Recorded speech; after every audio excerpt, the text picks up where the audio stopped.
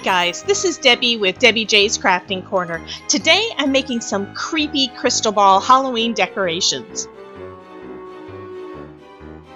For this project, I'm using another digital kit from TaylorMade Cards for You.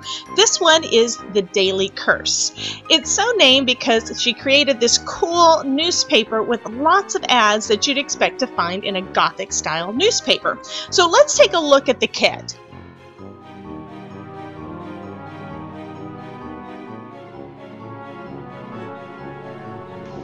This first page is the Daily Curse classified section dated October 31st, 1845. Next we have a creepy spiderweb background. And then we have the skulls pattern paper.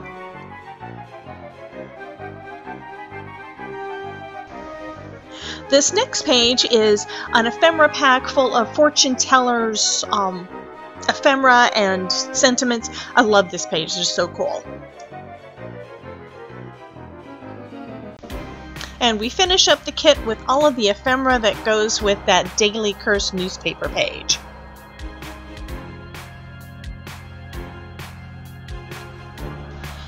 When I saw the image of Edgar Allan Poe in this kit, I thought he would be perfect to use in a crystal ball. So how did I get him ready to use? First, I cropped the portrait and saved it as a separate image file. You can check out this video to see how I did that. Then I opened up remove.bg in an internet browser. Now to use that, you just click and drag the image that you want to remove the background of into that app and it removes the background. Now on Poe's image, it didn't work quite as cleanly as it did on the witch to begin with, but I'll show you how you can fix that in just a moment.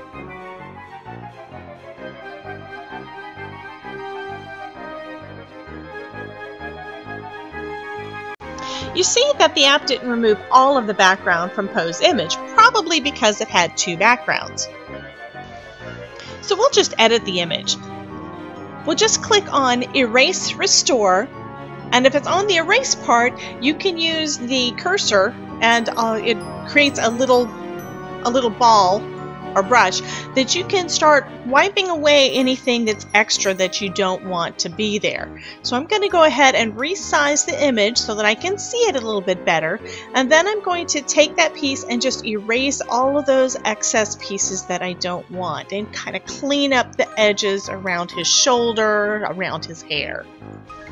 By the way, if you accidentally erase more than you want to, you can just click on Restore and you can put it back. Or you can hit the back button and it'll undo whatever it was that you just did.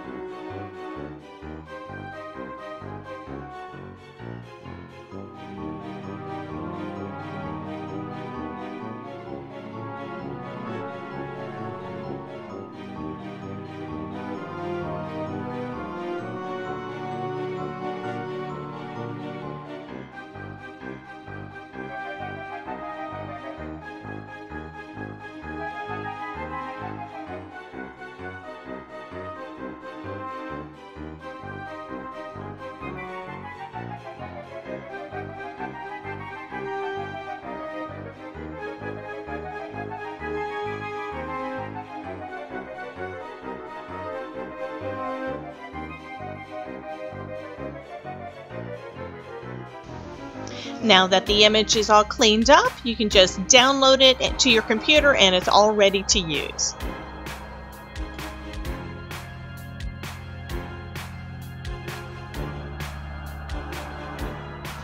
Next, I opened up a blank Microsoft Word document. I want to size and position my image to print. I've already measured the clear ornaments that I'll be using, so I'm inserting a circle into the document and resizing it to just a little smaller than the diameter of the ornament.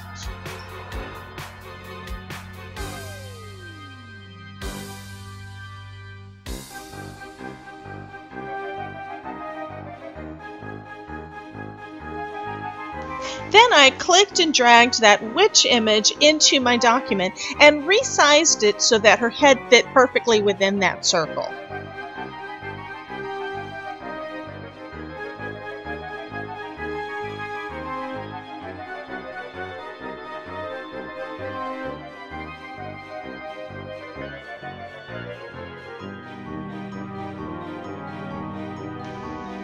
And then I did the same thing for that image of Poe.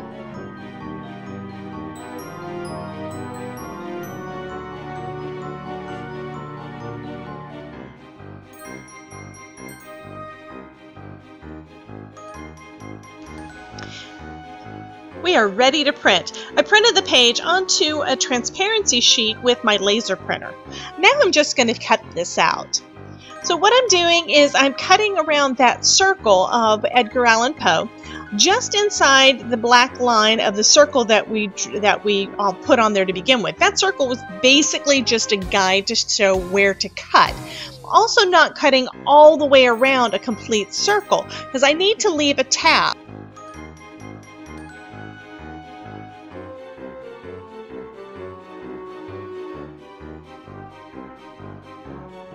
Next, I'll do the same thing for the witch.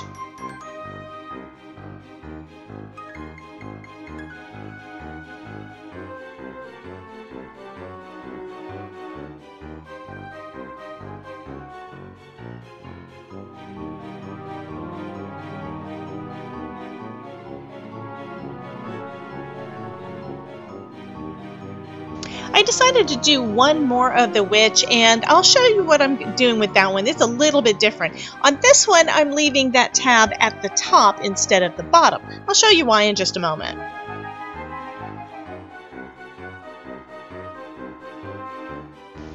Next, we'll need an ornament to use as the globe. Now, some of mine are glass and some of mine are plastic. My plastic ones are the bigger ones, which is why I'm doing it in this fashion. On the glass ones, that's really cool. You can actually use a candle to basically make it all smoky inside and add a little more creepiness to it. And I didn't realize that wouldn't work on the plastic ones until after I was already mostly through. So you see that what I did was I curled up that transparency and slid her head right into the ornament. So now it looks like her face is inside a crystal ball.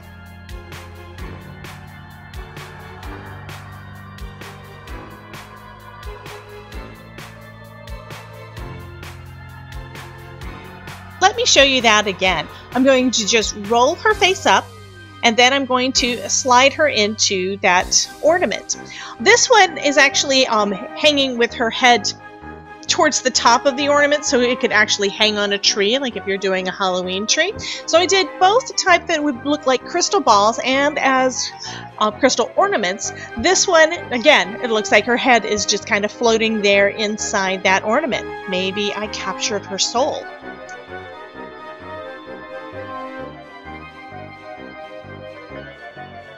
A cool way to display your crystal ball is on the top of a candlestick. Now I plan on going to Dollar Tree and seeing if I can find some smaller ones, but I don't have any on hand, and with COVID I haven't been willing to go to the Dollar Tree at this point. So what I'm doing is I'm just adhering that to a crystal candlestick that I have on hand. I'm using some glue dots for that. So now I've got Poe and the witch both in their little crystal balls. I think that this looks so cool. That finishes up this Halloween project for today. I hope that you are inspired to get going on your Halloween crafting, and I would love to see what you create. So come join my Facebook group, Crafting with Debbie, and show us your creations. I've left a link in the description box down below. Oh, and if you make anything using ideas from one of my Halloween videos, please post a picture and tag me at hashtag Debbie J's Crafting Corner and at hashtag DJCC Halloween 2020. You can also see all of my Halloween videos for 2020 by clicking on the hashtag DJCC Halloween 2020 down in the video title. Here are some other videos that you may be interested in. Thank you so much for dropping by, and remember, if I can make it, you can too.